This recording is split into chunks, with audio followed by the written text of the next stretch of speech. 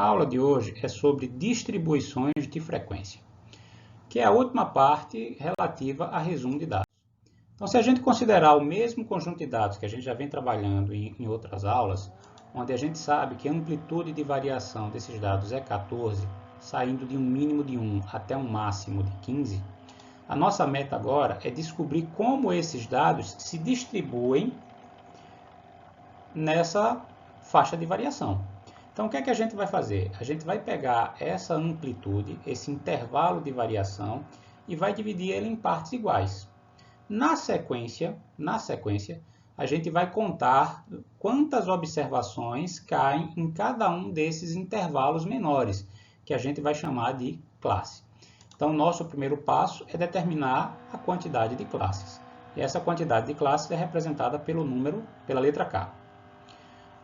Não existe uma regra única a ser aplicada. O que existe são 3 regras amplamente difundidas e amplamente utilizadas.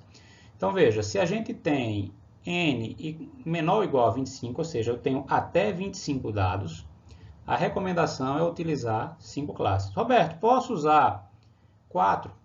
Pode. Posso usar 6 também? Pode. Agora, o que se recomenda é que, neste caso, utilize 5.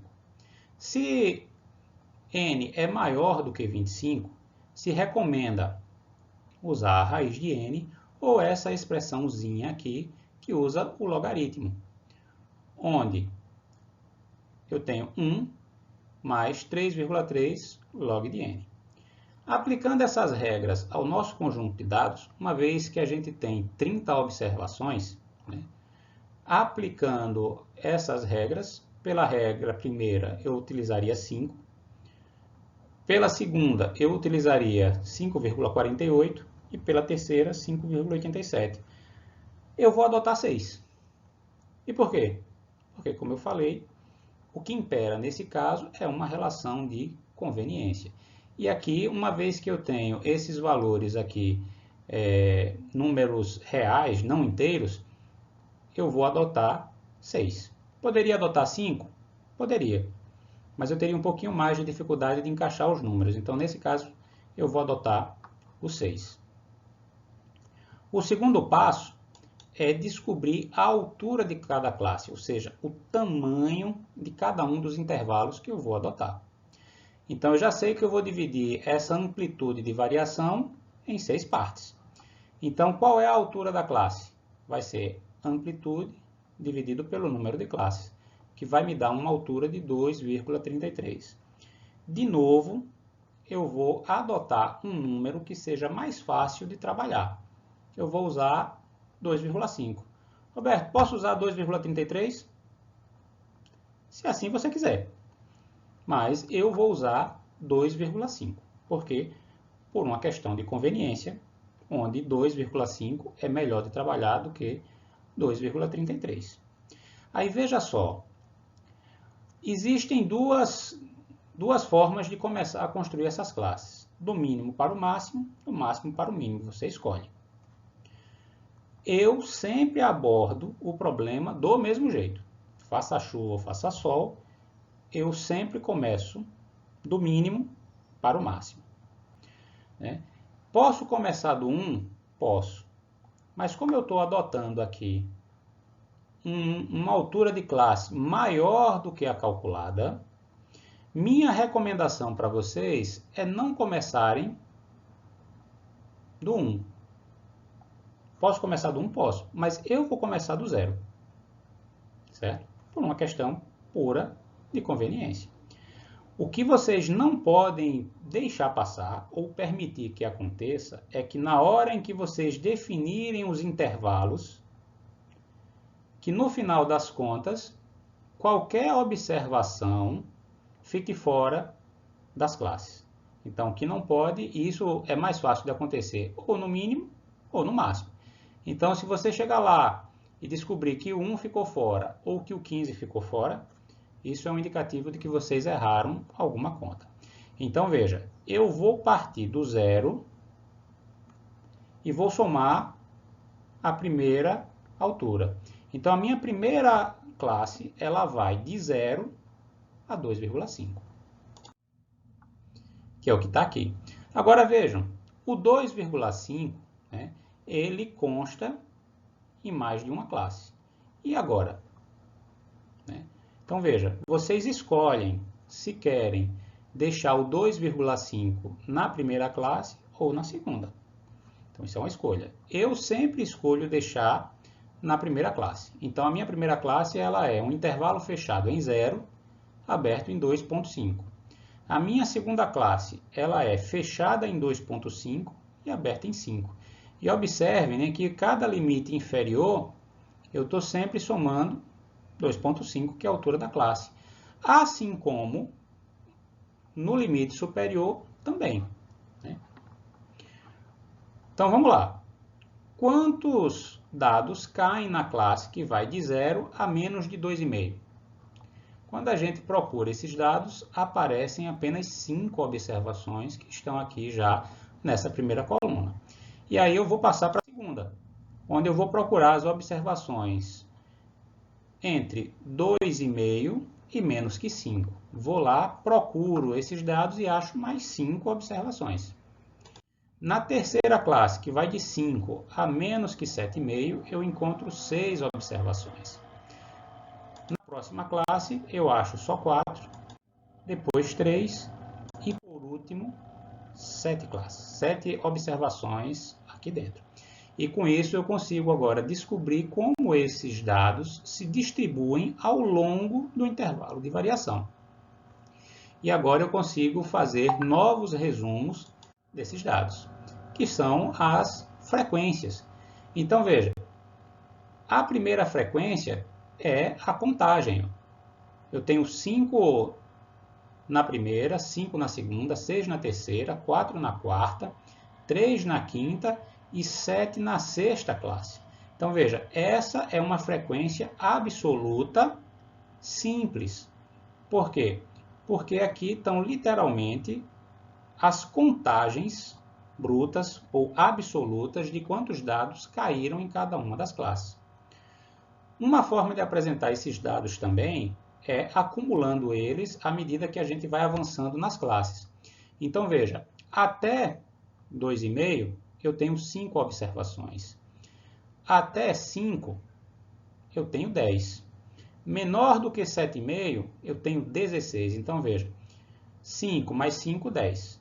10 mais 6, 16. 16 mais 4, 20. 20 mais 3, 23. 23 mais 7, 30. Essa aqui é uma frequência absoluta acumulada, porque à medida que eu vou avançando nas classes, eu vou acumulando as contagens.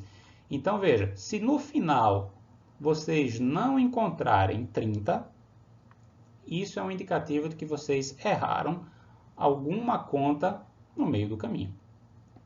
Eu também posso apresentar essas mesmas frequências de modo relativo, em percentual.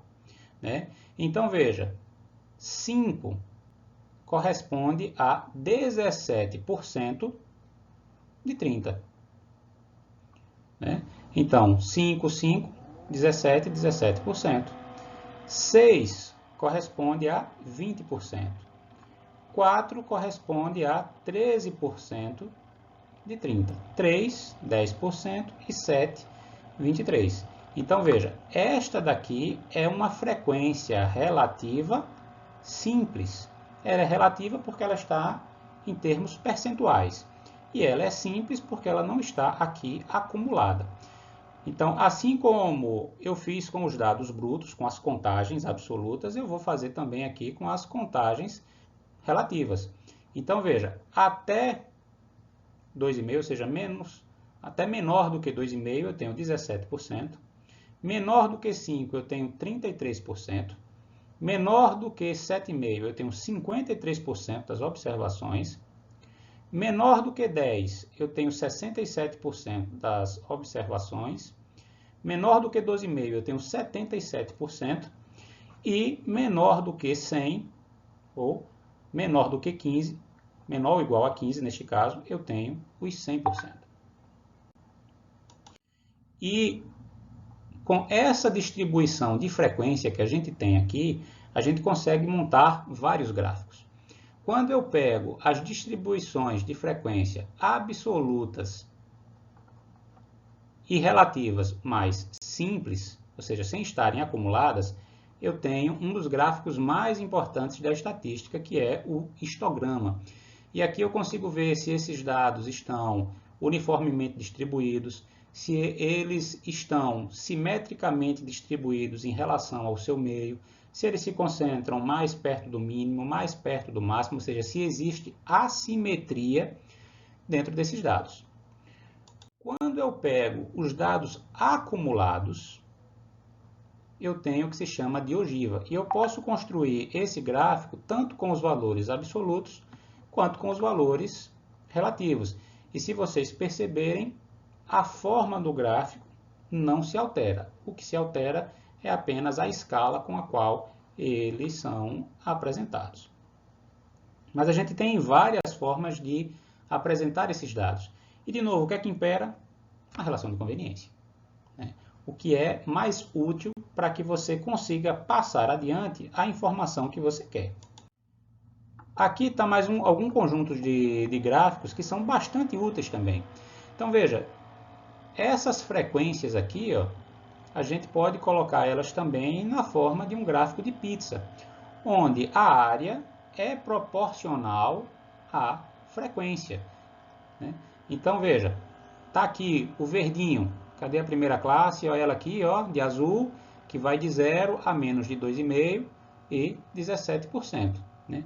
A segunda classe, de 2,5% a menos que 5%, está aqui de laranja, mais 17%. E nisso a gente consegue apresentar, né, a parcela que cada uma dessas classes tem no todo, né?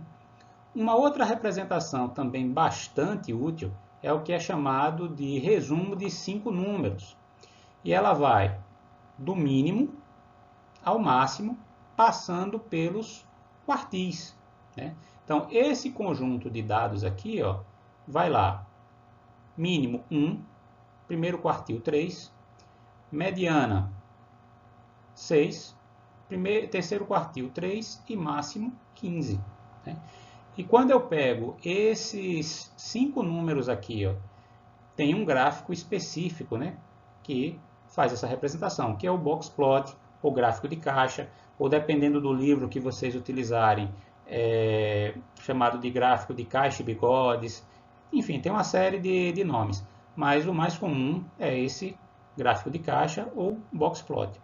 E ele é uma ferramenta muito interessante mesmo, quando a gente quer comparar, né?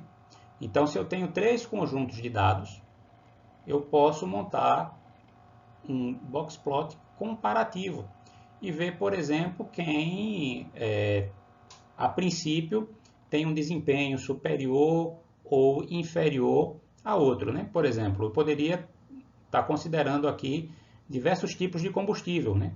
Gasolina, álcool e gás natural, né? Em que condição meu carro teria um melhor desempenho? Então eu vou coletando os dados, vou resumindo, e esse gráfico aqui, ele começa a me mostrar um indício, né, de quem está se saindo melhor.